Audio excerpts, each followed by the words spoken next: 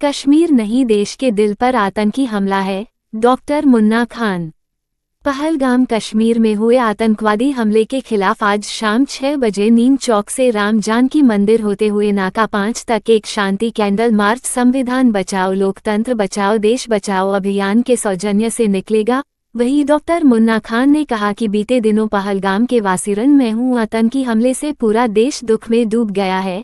ये हमारे देश के इंटेलिजेंस की फेलियर को साबित करती है।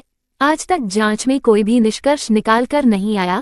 लगातार कश्मीर के अंदर आतंकी हमले होते हैं जिससे हमारी सेना को काफी क्षति पहुंचती है। अब तो टूरिस्ट और सिविलियन को भी आतंकी नहीं छोड़ रहे हैं, उन मासूमों को भी अपनी दरिंदगी का निशाना बना रहे हैं। हाल की घटना इसका जीता जागता मिसाल पहलगाम के वासिरन की घटना है। आखिर ये आतंकी देश में आते कहां से हैं?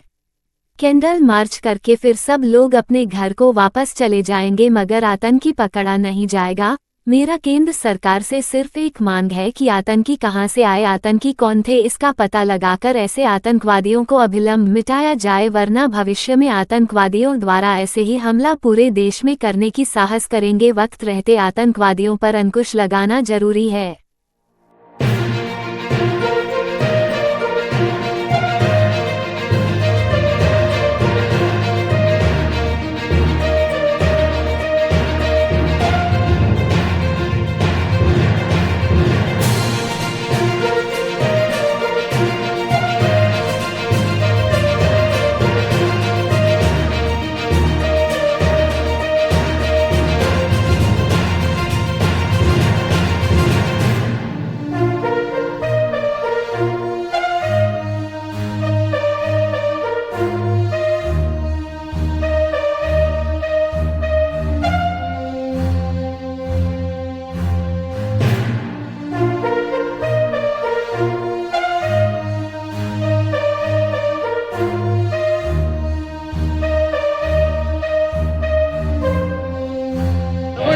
क्या कहिएगा कैंडल संविधान बचाओ लोकतंत्र बचाओ देश बचाओ अभियान दरभंगा के तहत आज एक कैंडल मार्च नीम चौक से चलकर 5 नाका तक हम सारे लोग जितने भी दरभंगा शहर के अमन पसंद सारे लोग इस कैंडल मार्च का हिस्सा है।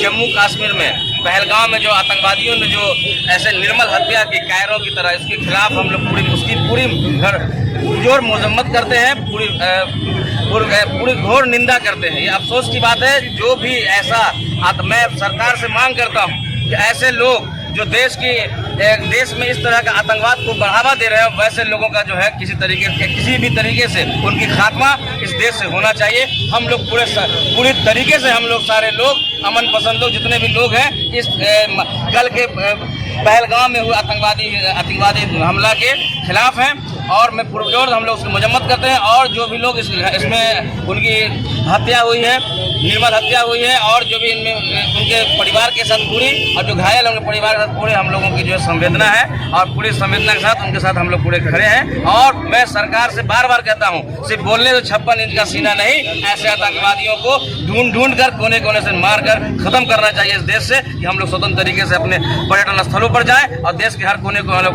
फ्रीली हम लोग घूमने का काम करें। धन्यवाद। हमारे केंद्र सरकार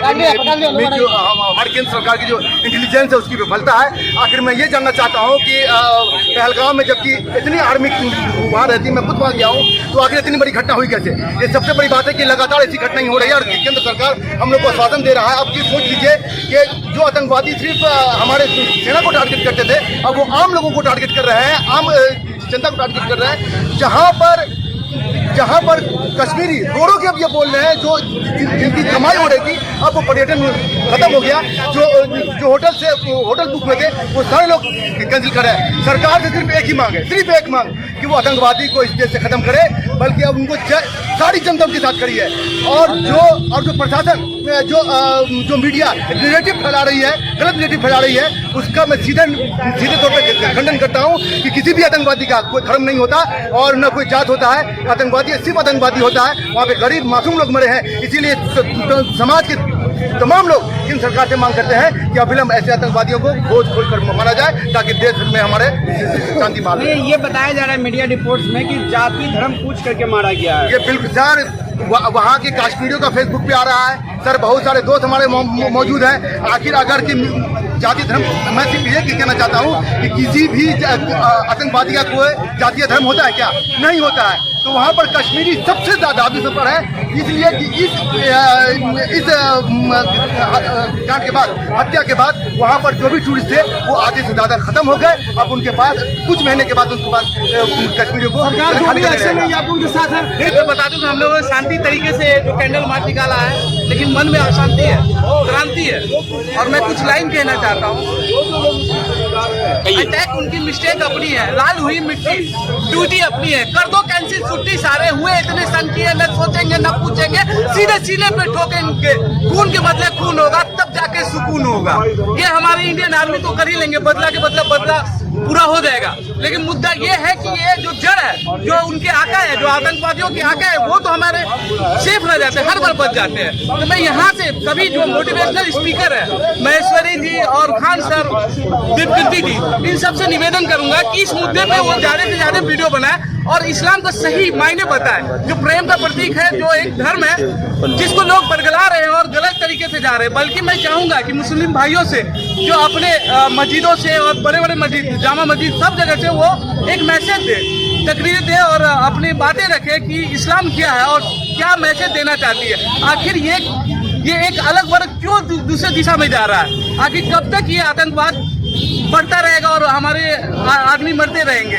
इसके लिए हम चाहेंगे सारे मुस्लिम भाई को एकजुट होकर इस्लाम का सही मायने हर मस्जिद से निकाल के बताया जाए। जहाँ पे वो टेररिस्ट भी आते हैं, उनका माइंडसेट आखिर कैसे है, काम कर रहा है, उनके आका कैसे उनको माइंड वॉश कर रहे हैं। हमारे लोग क्यों नहीं इन चीजों पे काम करते हैं ताकि उनको सही ज्ञान मिल सके। इस्लाम जैसे पाक धर्म को लेके वो जो गलत मैसेज दे रहे हैं, उनकी जो गलत प्रवृत्ति है, क्यों निकल के सामने आ रहा है। मैं चाहता हूँ कि ये सब चीजों पे काम होना चाहिए, ताकि तब जाके जड़ से आतंकवाद खत्म होगा। जी, इससे पहले आतंकवादी हमला, फिर से दोबारा आतंकवादी हमला होने लग, क्या कहिए इस पर? वही तो मैं बोल रहा हूँ कि हमारे इंडियन आर्मी जो शेर है वो तो मार गिराएंगे जो भी टेररिस्ट है, लेकिन हमारे जो मुख्य आका जो है, उनके जो मुख्य आका है वो बचे रह जाते हैं, जो उनका माइंडसेट, वो उनको माइंड वॉश करते हैं। तो मैं यही चाहूँगा कि अपने हमारे जो मोटिवेशनल स्पीकर है, महेश्वरी जी, खान सर जैसे बहुत सारे लोग हैं, इवन हमारे मुस्लिम भाई भी तकरीरें करते हैं और मस्जिदों में अपनी बातें रखते हैं, तो वो सही मैसेज दे और इन बातों को फैलाए कि वो क्यों डाइवर्ट हो रहे हैं, आखिर उनके माइंडसेट क्यों काम कर रहे हैं। मेरा नाम अरुणेश चंद्रा, मैं मिथिला भीम सेना का राष्ट्रीय अध्यक्ष। कहाँ से कहाँ तक आई है कैंडल मार्च? ये हम नीम चौक से लेके नाका 5। प्रधानमंत्री नरेंद्र मोदी बिहार के अत्याधुनिक एलपीजी प्लांट का करेंगे शिलान्यास। दरभंगा 30 अप्रैल 2025। क्षेत्रीय ऊर्जा सुरक्षा को सुदृढ़ करने और निरंतर विकास को प्रोत्साहित करने की सरकार की प्रतिबद्धता के अनुरूप प्रधानमंत्री नरेंद्र मोदी के कर कमलों द्वारा बिहार के गोपालगंज जिले के हथुआ में 24 अप्रैल को रेल अनलोडिंग सुविधा से सुसज्जित अत्याधुनिक एलपीजी प्लांट का शिलान्यास किया जाएगा। उक्त बातें गेहूमी स्थित बीपीसीएल गैस क्षेत्र कार्यालय में आयोजित प्रेस वार्ता को संबोधित करते हुए पेट्रोलियम एवं प्राकृतिक गैस मंत्रालय डिप्टी डायरेक्टर जनरल डीके ओझा ने कही। इस अवसर पर बीपीसीएल के कार्यकारी निदेशक एस अब्बास अख्तर व बीपीसीएल के डीजीएम सौरभ जैन ने भी प्रेस वार्ता को संबोधित किया। उन्होंने इस परियोजना की मुख्य विशेषताएं बताते हुए कहा कि 340.15 करोड़ की लागत से विकसित होने वाली इस महत्वाकांक्षी परियोजना को 31 मार्च 2027 तक पूर्ण करने का लक्ष्य निर्धारित किया गया है। यह अत्याधुनिक एलपीजी बॉटलिंग प्लांट प्रतिवर्ष 180,000 मीट्रिक टन TMTPA की क्षमता से सुसज्जित होगा। इस अत्याधुनिक अवसंरचना इंफ्रास्ट्रक्चर से युक्त प्लांट में एलपीजी की बेहतर प्राप्ति एवं भंडारण के लिए रेलवे अनलोडिंग साइडिंग, सुरक्षित भंडारण हेतु माउंटेड स्टोरेज वेसल MSV तथा सुव्यवस्थित संचालन के लिए 2x24 स्टेशन इलेक्ट्रॉनिक कैरोसेल जैसी सुविधाएं उपलब्ध होंगी। ये परियोजना उत्तर पश्चिम बिहार एवं उत्तर मध्य बिहार में एलपीजी की बढ़ती मांग को पूरा करने में सक्षम होगी। इस परियोजना के निर्माण चरण के दौरान अनुमानित 1.2 लाख मानव दिवस रोजगार के सृजन की संभावना है। परियोजना के पूर्ण होने पर यह विश्वसनीय और बेहतर एलपीजी आपूर्ति के माध्यम से स्थानीय आबादी की जीवन गुणवत्ता में उल्लेखनीय वृद्धि करेगी। भारत की अटूट विकास यात्रा की प्रतिबद्धता के अनुरूप ये परियोजना क्षेत्र में स्वच्छ ऊर्जा की आपूर्ति के साथ साथ सड़क परिवहन से संबंधित कार्बन उत्सर्जन को कम करने में महत्वपूर्ण भूमिका निभाएगी। साथ ही वाष्प पुनर्प्राप्ति प्रक्रिया वेपर रिकवरी प्रोसेस के माध्यम से कार्बन उत्सर्जन को घटाएगी और सालाना लगभग 11,000 metric ton CO2 greenhouse gas उत्सर्जन में कमी लाएगी, जो लगभग 5 लाख पेड़ लगाने के प्रभाव के बराबर है।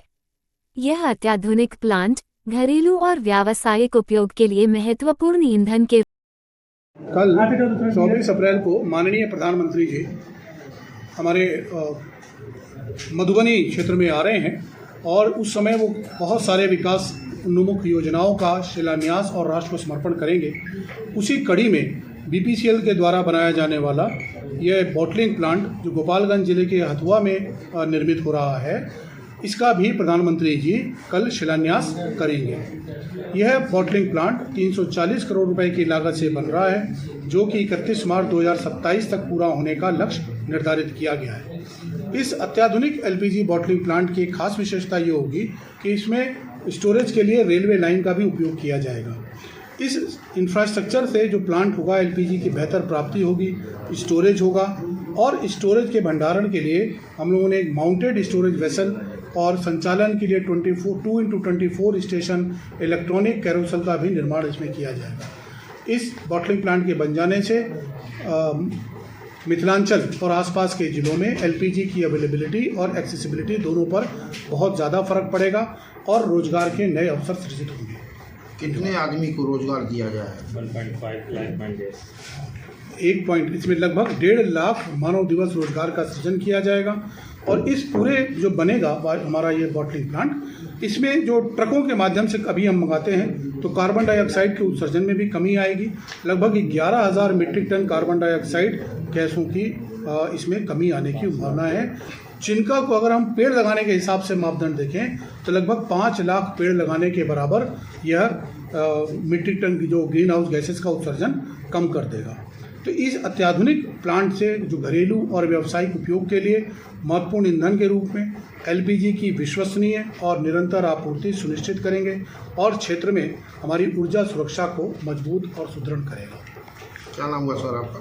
सर, मेरा नाम है doctor DK Ojha, deputy DG, deputy director general from ministry of petroleum and natural gas.